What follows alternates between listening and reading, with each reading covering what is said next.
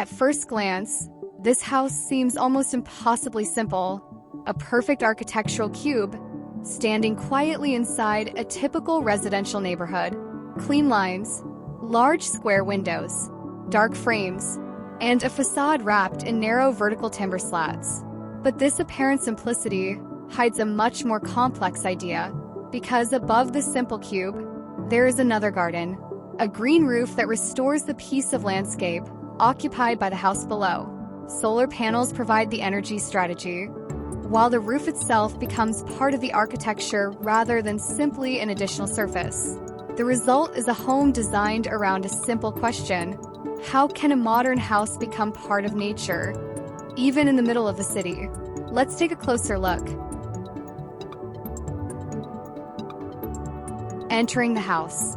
The first impression is not of a collection of rooms, but of space and light. The entrance opens directly into a dramatic double-height living area. White marble extends across the floor, reflecting the natural light entering through the large glazed facade. Above, the timber ceiling immediately changes the atmosphere. The same vertical wood language used outside continues into the interior, creating a visual connection between the architecture and its surroundings. A sculptural wooden staircase rises through the space. Its simple metal railing keeps the structure visually light, allowing the staircase to remain part of the open living environment. And above it, a skylight brings daylight directly down onto the stairs, but its effect goes much further.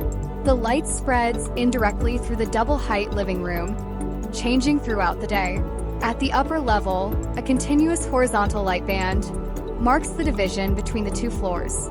At night, this becomes an architectural feature in itself, turning the entire living space into a warm, softly illuminated volume. The living room then becomes more intimate toward the rear. Here, the ceiling returns to a normal height. A timber-clad wall continues across the ceiling and rises into the double-height area, creating a strong material connection between the two spaces. The television, sofa, armchair, and bookshelf create a quieter zone, a place designed not simply for looking at the architecture, but for living in it. The contrast is intentional.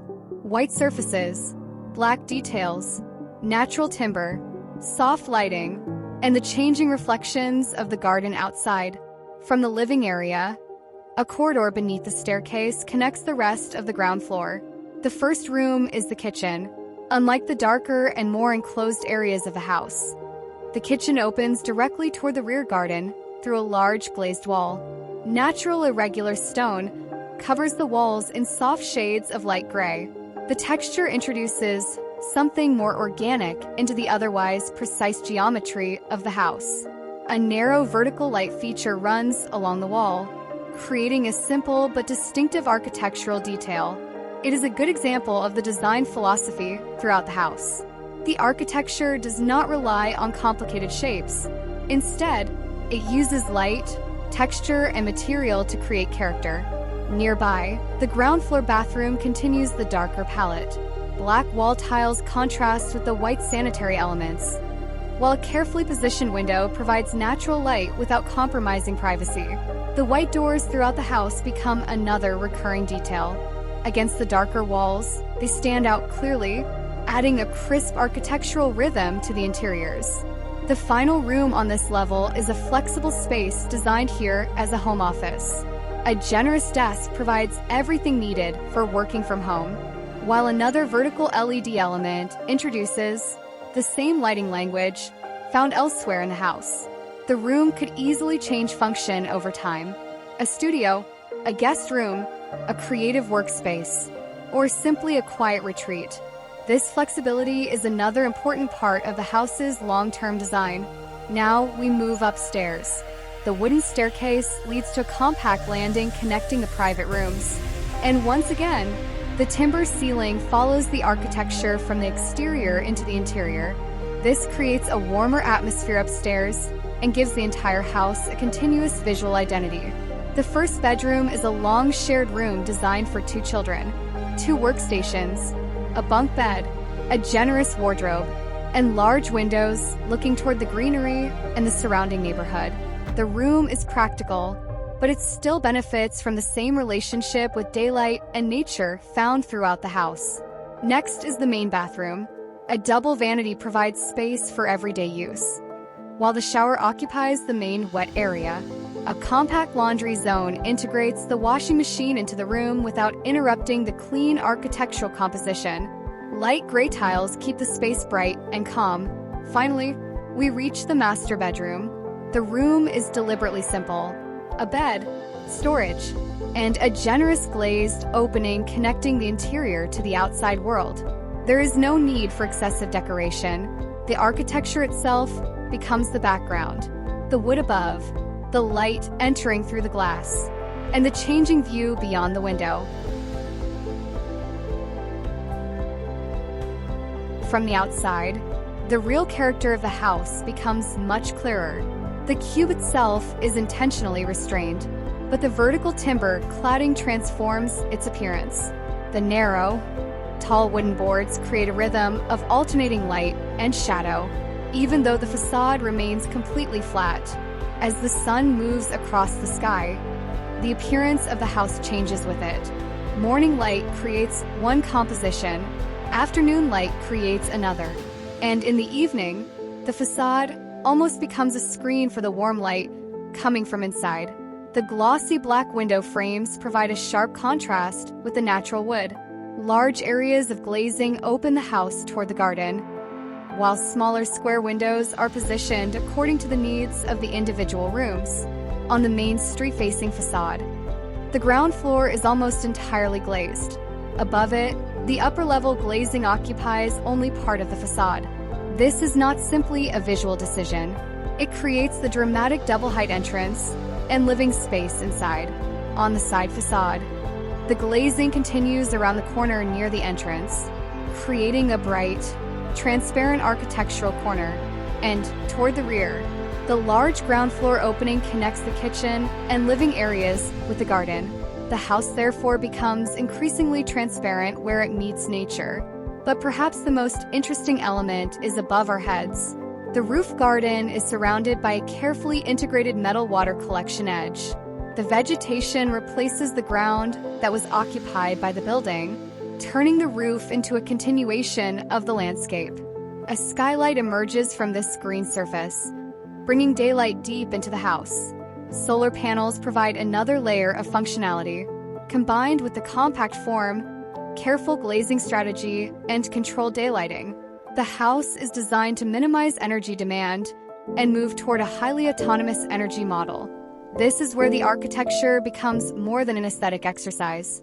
The simple cube is also an environmental strategy. As daylight disappears, the character of the house changes completely. The black frames almost disappear into the darkness. The timber facade becomes a warm textured surface, and the windows reveal the life happening inside. The double-height living room glows through the main facade. The skylight becomes a subtle illuminated element above the staircase. Landscape lighting extends the architecture into the garden, creating layers of light rather than simply illuminating the building. From a distance, the house becomes a quiet, glowing cube, modern but not cold, minimal but not empty, and surrounded by darkness. The relationship between the house and its garden becomes even more apparent. Then comes winter. The same architecture takes on an entirely different personality. Snow settles across the garden and begins to cover the green roof. The sharp geometry of the cube becomes even more visible against the white landscape. Inside, however, the atmosphere feels warmer than ever. The timber ceiling, the wooden staircase, the soft interior lighting, the reflections across the marble floor, and the large windows framing the cold landscape outside. Rain creates another atmosphere. Water moves across the glass, while the warm interior remains protected behind it. The garden becomes darker and more dramatic, and the timber facade gains deeper shadows. In summer, everything changes again. The vegetation becomes dense and vibrant. Sunlight moves across the vertical timber, the green roof becomes almost indistinguishable from the surrounding garden, and the house appears to disappear into its own landscape. This is perhaps the greatest strength of the design. The building does not have a single fixed appearance. It changes with light, with weather, with vegetation, and with time.